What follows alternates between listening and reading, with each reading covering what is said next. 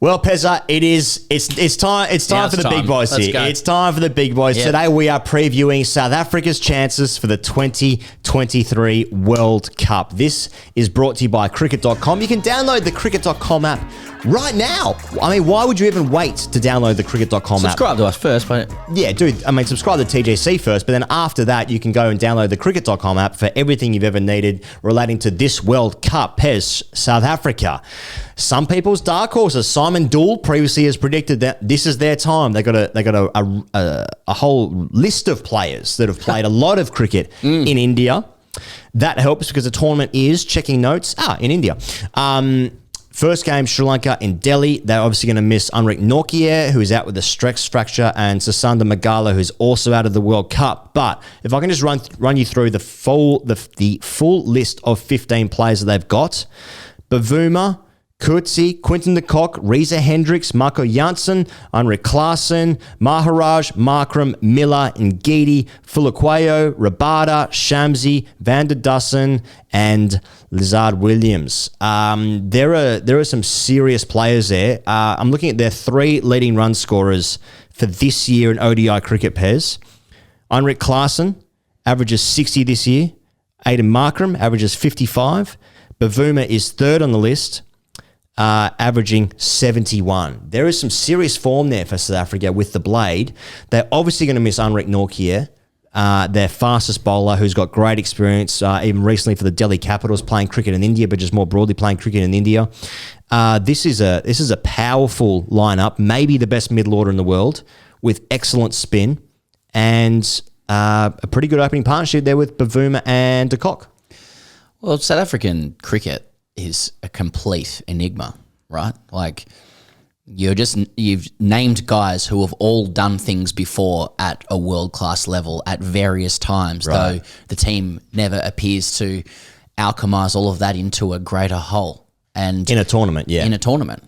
So they have a big, I guess, psychological mountain to climb there because of history. I don't think that's a controversial or unfair thing to say. Yep. I agree. There are so many players you read out there whose cricket at its best is an absolute joy to watch. Mm-hmm. And I think that their recent tournament against Australia has completely changed perceptions with people around what South Africa is capable of, because typically they enter into these ICC tournaments as a team of potential that can never bring it together. Yep. And invariably, that is what has played out. Like, there's good reason for people seeing it that way. However, they reversed an Australian side with supreme momentum at that time, and then absolutely started battering them by hundreds of runs, racking up record scores. And it begs the question, like, have South Africa pulled something together? Mm-hmm. There's nothing in the direction of South African international cricket that suggests that it is moving towards somewhere greater. No.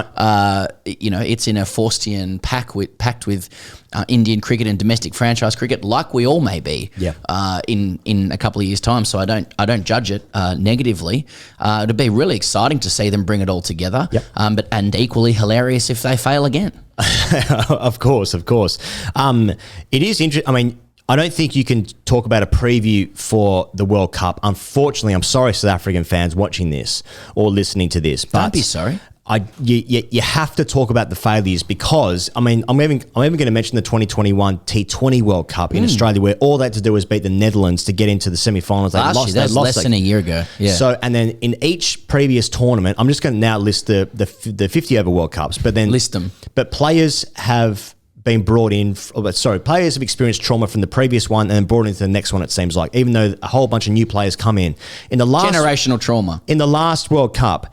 They finished 7th out of 10. They lost 5 games, only winning 3. 4 years earlier, Dale Steyn couldn't defend 12 off the last over. Remember, Grant Elliott chased it down with 1 ball to spare in the semi-final there. That was a fucking fantastic team that South Africa had. I mean, they always have good teams. 4 years earlier, they beat India in Nagpur. Obviously, India won in 2011 in the group games. They got knocked out by New Zealand in the quarterfinal. They couldn't chase down 220. 4 years earlier, they faced Australia in the semi-finals. Okay, Australia ended up going to win the tournament, but they found themselves in the semi-final 5 for 27. Their top order was Graeme Smith, AB de Villiers, Jacques Callis, Herschel Gibbs, all out for 149. Australia chased it 3 down. 4 years earlier, they are playing the game they're playing the home World Cup, and they're playing against Sri Lanka. Mark Boucher is batting against Muralitharan, pumps him for 6. The rain is falling down. He thinks he's got the right score to take them through to the next, to the Super 8s or Super 6s or whatever it was in that year. They obviously were 1 run short. There was a miscalculation. They get knocked out. 4 years earlier, they're playing against Australia in the semi-final. Alan Donald forgets how to run. Damien Fleming rolls the ball down to Adam Gilchrist, executes the run out. Lance Closer, Alan Donald in absolute disarray. It's incredible what happens to them. They have barely ever brought a bad team into a World Cup. And I'm looking at these names like, fuck, there is something here. But you can't talk about Something here every tournament. But you can't talk about it unless you talk about just, what are we looking at there? 24 years of trauma of something fucking ridiculous happening. Yeah. But, that's what makes it great when it's broken. I guess there doesn't appear from the outside to be any particularly transcendental force that is bringing this team together, but that doesn't mean there isn't. There may be, we just don't know about it, and it would be really cool for those guys and for South African cricket fans to finally have a team that breaks through that that psychological barrier and distress that's been built up over 20 plus years of repeated underperformance and failure in big moments. But, looking at what they did to Australia, the freedom with which they played, I'd be really curious to see whether they can keep that momentum going. I'd imagine it would take a really tightly knit team and sense of togetherness and playing for something bigger than the sum of your own parts to get through 9 round robin games, a semi-final and a final in India, given how cloying, claustrophobic the country is, how hotel-ridden a lot of players are a lot of the time. But if this South African team is able to do that, then all power to them. It would be an incredible story. I would genuinely love it if South Africa won a World Cup, because I it's going to happen at some point. Like, they just consistently have too many good players. Now, it's international cricket. Every team has good players. Every bowler is quick. Every bowler is excellent. Every batter can hit at 100 meters. At some point, it's going to come unlocked for South Africa. I would say this isn't by a stretch the best team they've had in the 24-year run, but it's a very, very good team. And at some point, the curse is going to be lifted and they're going to do it. Is it this time? Let us know in the comments. If you've enjoyed this video, click like. If you've enjoyed this video and you're new here, click subscribe. So much happening on the channel here for the Grey Cricketer all through the World Cup. Is this the time? Is this the time for South Africa? I don't know, but geez, it'd be good to watch.